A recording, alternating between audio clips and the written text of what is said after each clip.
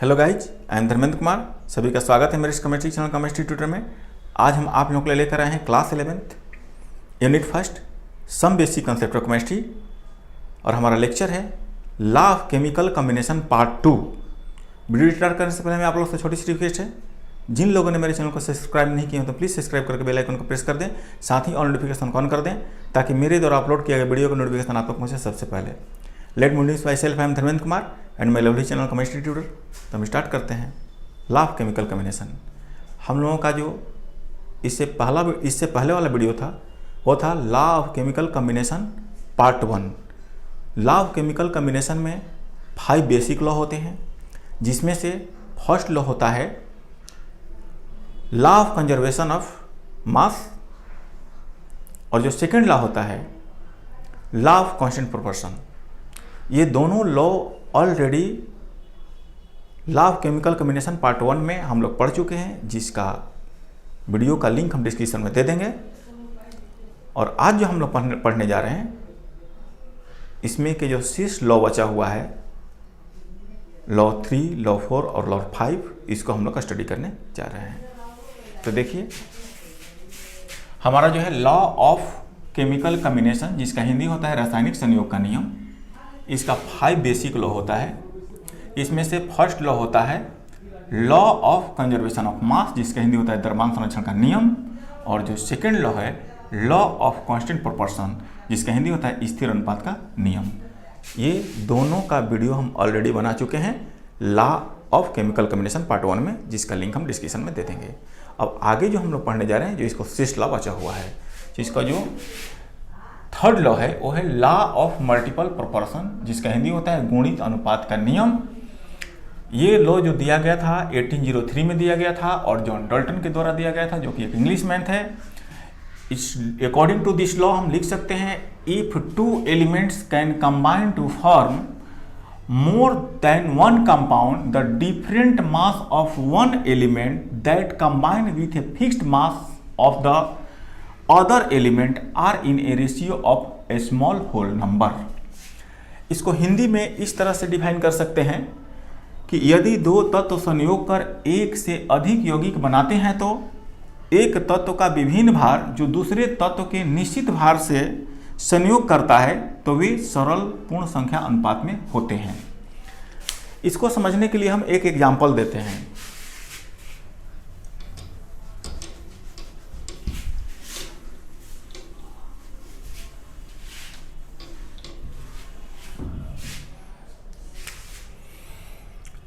इसमें 2 एलिमेंट्स लेना है, तो हम एलिमेंट्स में ले लिए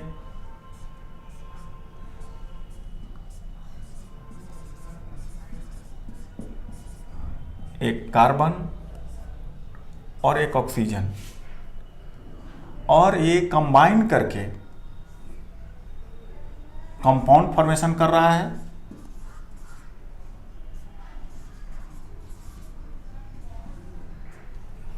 तो हमने C और O को कंबाइन करा के एक कंपाउंड बना दिया CO, और अगेन हमने C और O को कंबाइन करा के सेकेंड कंपाउंड बना दिया CO2। तो इसमें C और O का रेशियो बाई मास क्या होगा और इस CO2 में C और O का रेशियो बाई मास क्या होगा। तो इसमें C रेशियो O देखते हैं क्या आ रहा है, और इसमें हमारा C रेशियो O क्या आ रहा है। तो इसमें जो है इसका जो मास होता है 12 और इसका मास हुआ 16, तो 4 से कैंसिल होगा, ये 3 टाइम में और ये 4 टाइम में, यानी कि CO में CO रेशियो O का रेशियो है 3:4। तो ये हमारा हो गया 3:4। सिमिलरली CO2 में C का मास है 12 और O का मास है 32। 4 से ये कैंसिल होगा 3 टाइम में और ये 4 से कैंसिल होगा 8 टाइम में, यानी कि CO2 में C और O का रेशियो है बाई मास 3:8। ये जो हम लोग यहाँ नोट कर रहे हैं ये है ratio of mass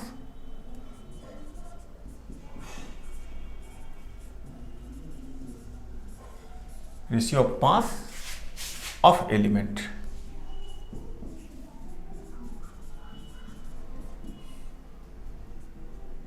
of element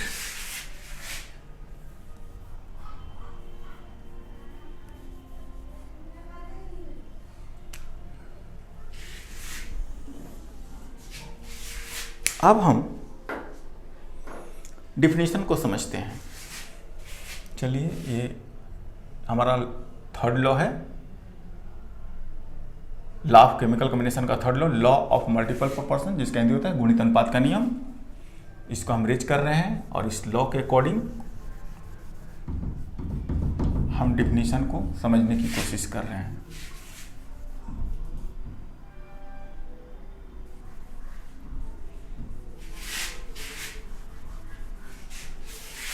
देखिए, इस according to this law, if two elements, ये टू एलिमेंट्स हो गया carbon oxygen, can combine to form more than one compound. यहां पर टू कंपाउंड का फॉर्मेशन करें, कंबाइन करके सी और ओ कंबाइन किए तो CO कंपाउंड फॉर्मेशन किए, अगेन सी और O कंबाइन हुए तो CO2 कंपाउंड का फॉर्मेशन किए, तो मोर देन वन कंपाउंड फॉर्म हो गया। अब element that combine with a fixed mass of the other element, यानी कि different mass of one element, जो CO है और CO2 है, इसमें C का मास जो है 3 सेम है। CO में भी C का मास बाई मास जब हम रेशियो फाइंड करते हैं तो 3 है, और CO2 में भी जब C और O का बाई मास रेशियो फाइंड करते हैं तो C जो है 3 है।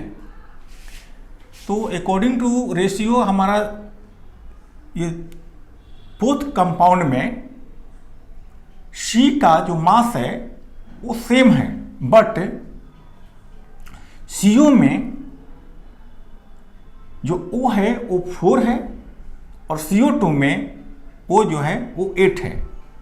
तो O का मास जो है ये डिफरेंट है। तो हम लोग क्या लिखें यहाँ पर कि different mass of one element, यानी कि इसमें से जिस एलिमेंट का मास डिफरेंट है, C का तो मास डिफरेंट नहीं है, CO में भी C और O रेशियो लेने पर C का मास 3 है, CO2 में भी C और O का रेशियो लेने पर C का मास 3 है।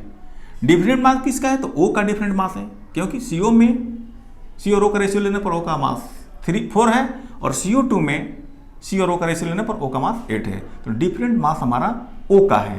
तो O का जो डिफरेंट मास 4 और 8 है, यह combine with a fixed mass of the other element, ये जो अदर एलिमेंट कार्बन है इसके फिक्स मास से कंबाइन कर रहा है। ये जो O का डिफरेंट मास है, O का डिफरेंट मास 4 और 8, ये अदर एलिमेंट जो C है इसके फिक्स्ड मास से कंबाइन कर रहा है। तो इस कंडीशन में जो डिफरेंट मास होंगे इनके रेशियो एक स्मॉल होल नंबर रेशियो आएंगे, यानी कि इसमें अगर हम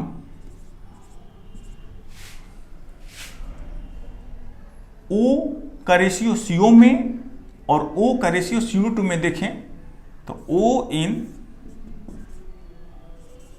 CO अपॉन O इन CO2, तो CO में O जो है 4 है और CO2 में O जो है 8 है। तो इसका जो रेशियो आएगा